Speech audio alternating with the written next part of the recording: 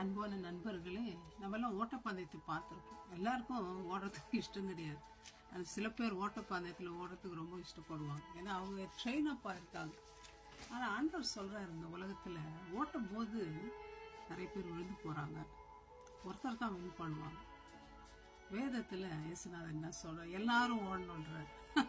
பவுல் சொல்கிறார், நமக்கு எல்லாருக்கும் ஒரு ஒரு ரேஸ் கொடுக்கப்பட்டிருக்கு. அந்த ரேஸில் ஒருத்தர் தான் வின்னிங் இல்லை, எல்லாரும் நம்ம வின் பண்ணணும். எல்லாருக்கும் ஜீவ கிரீடம் உண்டு வின் பண்றவங்களுக்காக.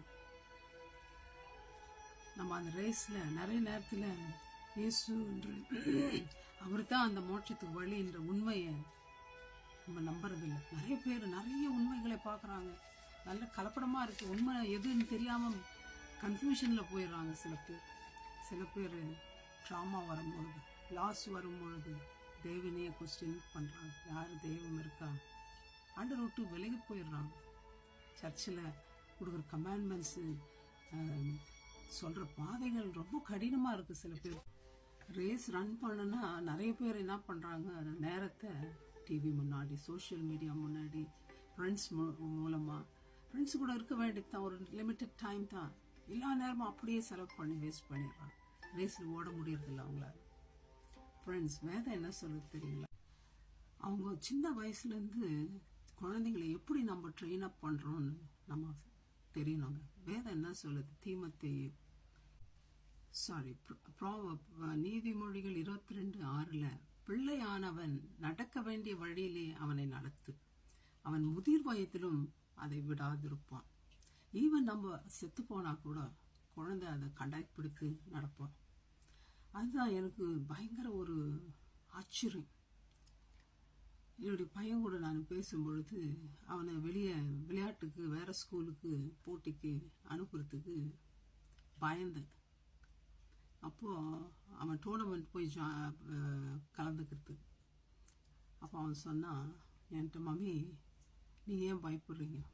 ஏசப்பா என் கூட இருக்கார், என்னை கைவிட மாட்டேன்னு சொல்லியிருக்கார், நான் போகிறேன், நீங்கள் ஏன் பயப்படுறீங்க? ஸோ அவனுக்குள்ள இருக்கிற விசுவாசம் கடுகு அளவை விட பெருசாக இருக்கு. ரொம்ப ஆச்சரியப்பட்டு நான் ரொம்ப வெட்கப்பட்டேன். நமக்கு இவ்வளோ விசுவாசம் இல்லையே. நம்ம எத்தனை வருஷம் ஆண்டவரை நம்பியிருக்கோம். குழந்தை வளர்ந்து அவனை வளர்த்த விதம் ஆண்டவருக்குள்ள எவ்வளோ ஸ்ட்ராங்காக இருக்கிறோம். பிள்ளைகள் கர்த்தருடைய வார்த்தையில் நடக்கிறார்கள் என்று கேள்விப்பட்ட போது இருக்கிற சந்தோஷத்தை விட வேற எந்த சந்தோஷமும் உலகத்தில் இல்லை எனக்கு. பிள்ளைகள் முதிர் வயதிலும் விடாதிருப்பார்கள். நம்ம எப்படி நம்ம பிள்ளைகளை வளர்க்குறோம் ஃப்ரெண்ட்ஸ்? அவர்களுக்கு ஆண்டவருடைய வழிகளை போதிக்கிறோமா?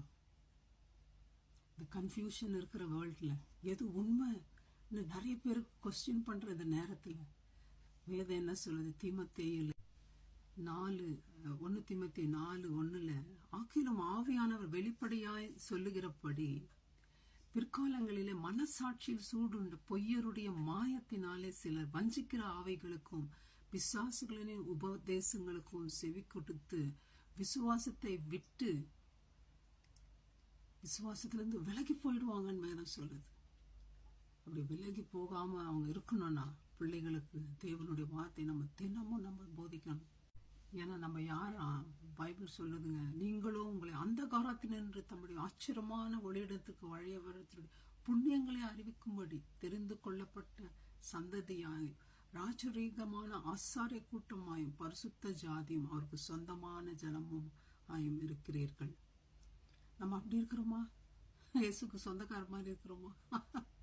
எப்படி இருக்கிறோம்? நம்முடைய வாழ்க்கை எப்படி இருக்கு மை ஃப்ரெண்ட்ஸ்?